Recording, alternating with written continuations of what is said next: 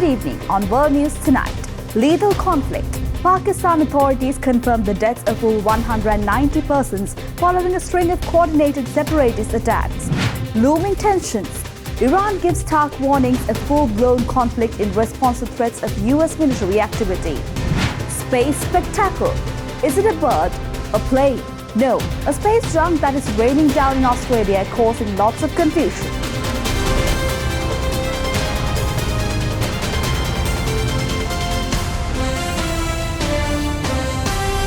From Colombo, this is World News Tonight with Amarsha Fernando. Good evening and thank you for joining us on World News Tonight on the Derana News channel. I'm Amarsha Fernando and tonight we begin with the updates on the militant activity that took hundreds of lives in Pakistan. Pakistan forces were hunting for separatists behind a string of coordinated attacks in Ristave, Balochistan province, with the government vowing to retaliate after more than 190 people were killed in 2 days.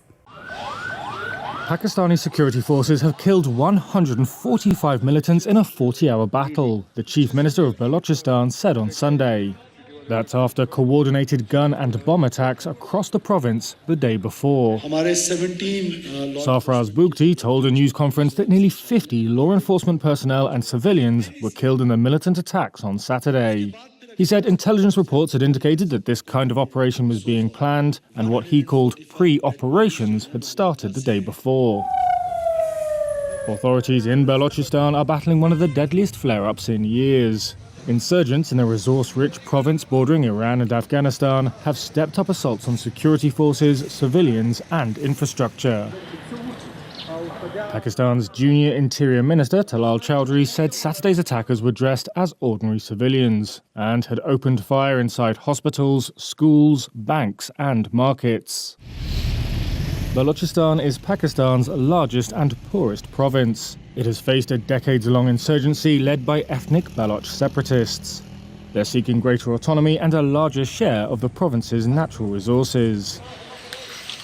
The banned Baloch Liberation Army claimed responsibility for Saturday's attacks. It said it had launched an operation dubbed Black Storm, targeting security forces across the province. The group claimed to have killed 84 members of Pakistan's security forces and captured 18 others. Pakistan's military did not immediately respond to a request for comment. It said on Saturday the attacks were carried out by Indian-sponsored militants.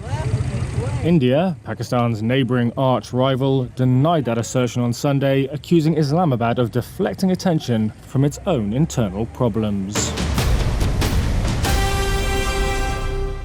Thousands of Thai voters nationwide headed to the polls as they cast their votes in early voting ahead of the February 8th general election. The country has 2 million eligible voters and those unable to vote on the official polling day took part in the advance voting. Authorities set up 424 polling stations for voters casting ballots outside their constituencies and 421 stations for those voting early within their own constituencies in Bangkok and other provinces. An additional 22 polling stations across 18 provinces were designated for elderly voters and people with disabilities. Prime Minister Anutin Charnvirakul called a snap election on the 12th of December after less than 100 days as Premier during a chaotic parliamentary session that could have led to a non-confidence vote and the collapse of a fragile minority government. February's vote has settled into a three-way race between Anutin's Conservative Bumjaithe party, the former ruling Pheu Thai party and the Reformist People's Party. Most of the voters said they are hoping to see changes in the government to lead the country to a better future. Iran's top leadership has warned that a US attack would ignite a full-scale regional conflict. Supreme Leader Ayatollah Ali Khamenei has said that Iran will not be intimidated by US naval deployments and vowed a strong blow against anyone who attacks Iran. Iran's leadership has warned of a regional conflict if the US were to attack it, amid heightening tensions between Tehran and the West. The United States has ramped up its naval presence in the Middle East, with President Donald Trump threatening to intervene in Iran if it did not agree to a nuclear deal or fail to stop killing protesters. On Sunday, Iranian state TV showed Supreme Leader Ayatollah Ali Khamenei saying that the nation would not be intimidated by these threats. He said Iranians did not want to attack any country, but that they would strike a strong blow against anyone who attacks and harasses them. Despite the standoff, Iran's clerical rulers and the Trump administration have signaled they're ready to resume talks. On Saturday, Tehran's top security official said on social media that arrangements for negotiations were underway. Hours later, the White House released video showing Trump telling reporters that Iran was seriously talking with Washington. We could make a negotiated deal that would be satisfactory with no nuclear weapons. They should do that, but I don't know that they will. But they are talking to us, seriously talking to us. On Sunday, Iran's parliamentary speaker also said the country would designate EU armies as terrorist organizations and consider expelling the EU military attachés. That's in response to last week's move by the European Union to brand Iran's powerful Revolutionary Guards terrorists. The symbolic shift in EU policy followed Iran's deadly crackdown on the nationwide protests, which began over economic hardships. They morphed into the most acute political challenge to the Islamic Republic since its establishment in 1979. Rights groups say thousands have been killed. From tech titans to Wall Street power brokers and British royalty, a who's who of powerful men make appearances in a huge trove of documents released by the Justice Department in connection with its investigation of Jeffrey Epstein. The latest batch of files of financier and sex trafficker Jeffrey Epstein, released by the US Department of Justice, shed greater light on his relationship with the wealthy and powerful, raising further questions about several high-profile figures, including Andrew Mountbatten Windsor. A photo has emerged showing him on his hands and knees over a female lying on the ground. I have nothing to do with Jeffrey Epstein. I threw him out. The former prince has long denied any wrongdoing, as has the current US president. The files also included an FBI compiled list of sexual assault allegations related to Donald Trump, many of them involving anonymous callers and unverified tips. The Justice Department made a statement about that, saying, "Some of the documents contain untrue and sensationalist claims against President Trump that were submitted to the FBI right before the 2020 election. To be clear, the claims are unfounded and false, and if they have a shred of credibility, they certainly would have been weaponized against President Trump already." Among other major figures coming under closer scrutiny is billionaire Elon Musk, who emailed Epstein in 2012 and 2013 about visiting the island compound, which was the scene of many allegations of sexual abuse. It's not clear if the visits to the island took place. Musk has said he repeatedly turned down the disgraced financier's overtures. He said on X, "What matters is not release of some subset of the Epstein files, but rather the prosecution of those who committed heinous crimes with Epstein. Attention is now focusing too on the plight of the victims of Epstein's crimes." Let's go in for a short commercial break. More world news coming right after this.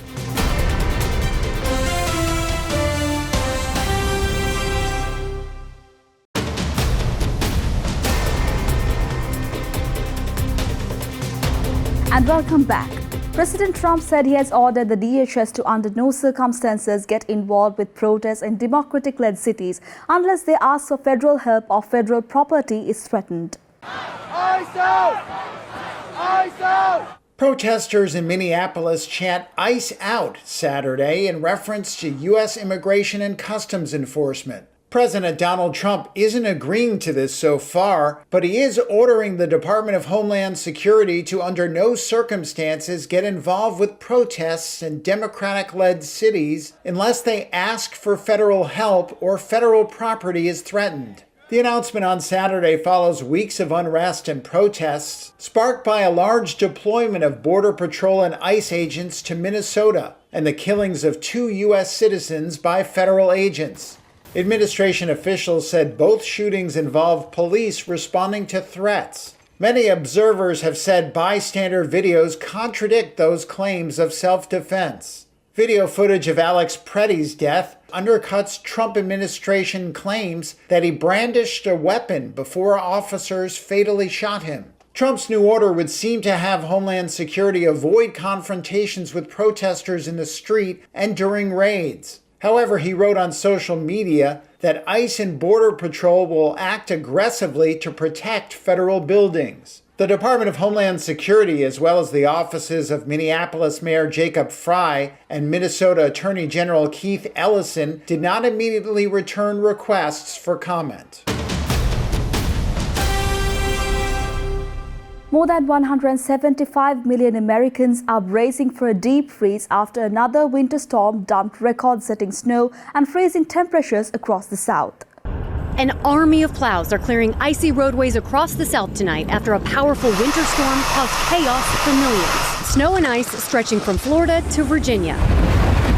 The weekend storm, one of the biggest in North Carolina's history. Charlotte seeing almost a foot of snow. The record snowfall wreaking havoc on the roads. North Carolina's governor says there have been more than 1,000 traffic collisions. Parts of I-85 and Kannapolis shut down for hours. More than 100 vehicles stranded on the highway. In North Carolina's Outer Banks, this video capturing the moment an oceanfront house collapses into the Atlantic Ocean. No injuries reported. Firefighters in Nags Head battling this house fire in snowy conditions. Officials say the house was unoccupied at the time. In Gastonia, dramatic video capturing a driver fleeing to safety moments before a train collides with his tractor trailer stuck on the tracks. Chaos on the roads and in the skies. Thousands of flights canceled at major hubs for Delta and American Airlines. Snow flurries seen as far south as Florida. Icicles forming on frozen orange trees. The Sunshine State seeing some of the coldest temperatures in a decade.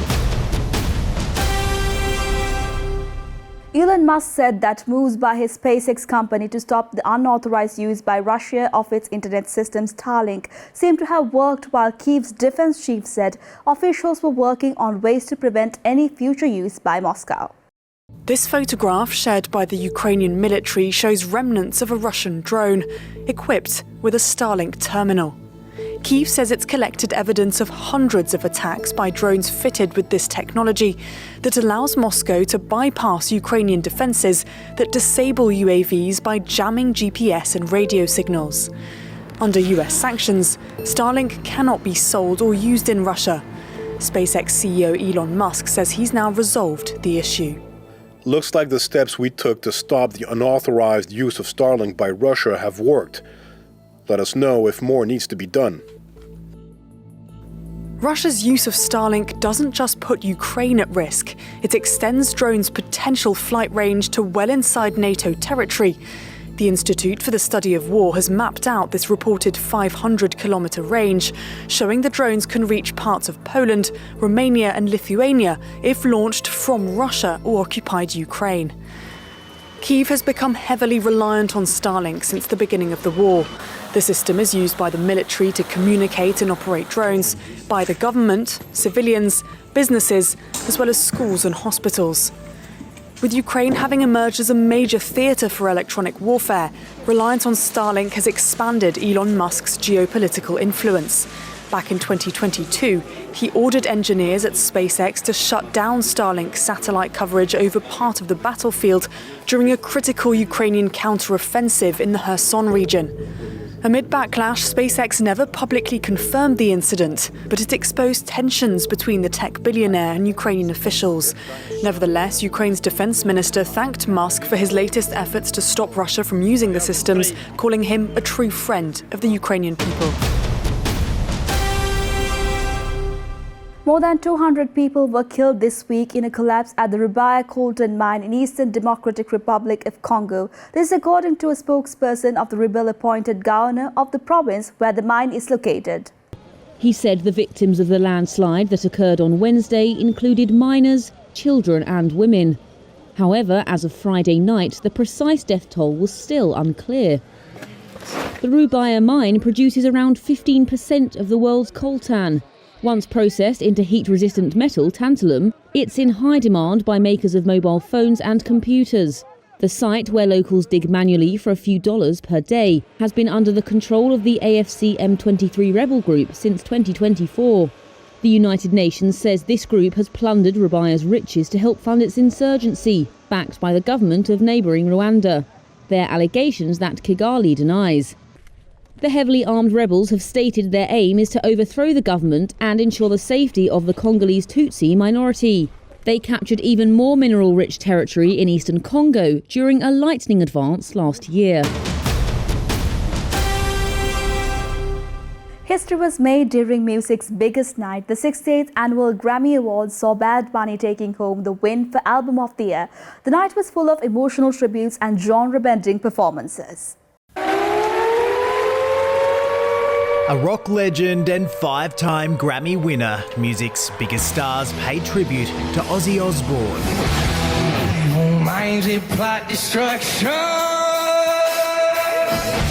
sorcerer, deconstruction. The night was about music, but politics was an undercurrent. No one is illegal on stolen land. Eyes out.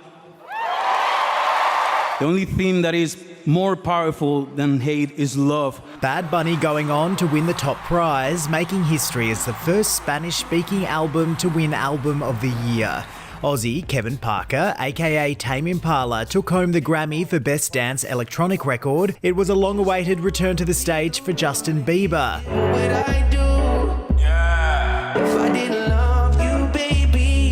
And British singer Olivia Dean won Best New Talent.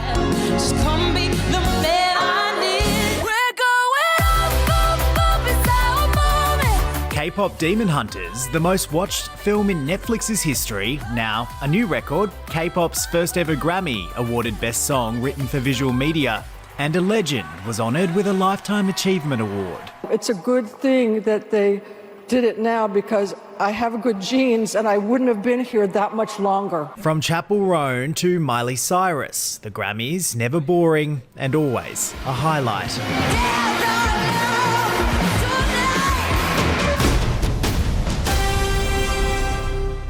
Let's go in for a short commercial break. More world news on the other side.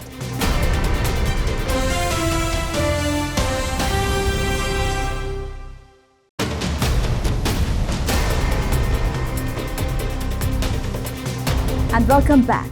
South Australians were treated to a spectacle in the skies last night as a rare coincidence saw two fireballs lighting up the night. From Streaky Bay and Ceduna to the Adelaide Hills, fireballs plummeting across our skies had everyone asking the same question. What the was that? The unusual sight, not one but two burning objects entering the Earth's atmosphere. The first, an unknown item falling from orbit shortly after 10 last night. Not long after, a second flash. This time, a planned re-entry of a capsule containing cutting-edge scientific and medical research materials. Launched into space from the Kaniba test range on the Eyre Peninsula. And liftoff. Go Falcon, go Transporter 15. It spent 63 days in orbit before re-entering Earth's atmosphere at 30,000 kilometres an hour, with a gentle landing into a dedicated test site in Ceduna.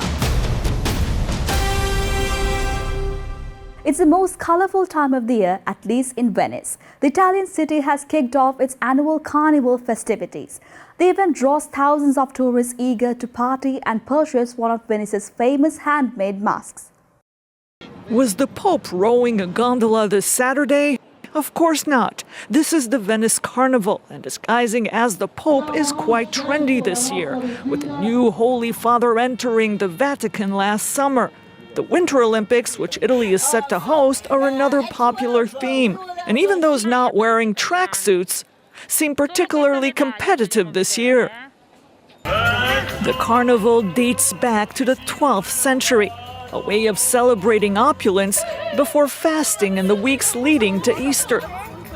Many revelers favor traditional masks, which some say go back to the days when the canal did not smell as good as today, or to back when the plague hit Venice and people wanted to protect themselves.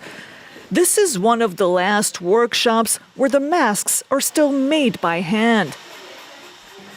These artists have taken on the task of preserving this tradition, passed on from generation to generation.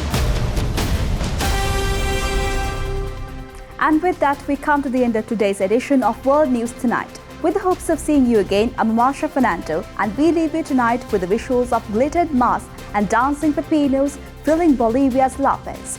Do share your feedback with us via email at feedback.adncenglish@derana.lk or via WhatsApp at 076-805-7933. Thank you for watching World News Tonight on the Derana News channel. Have a good night.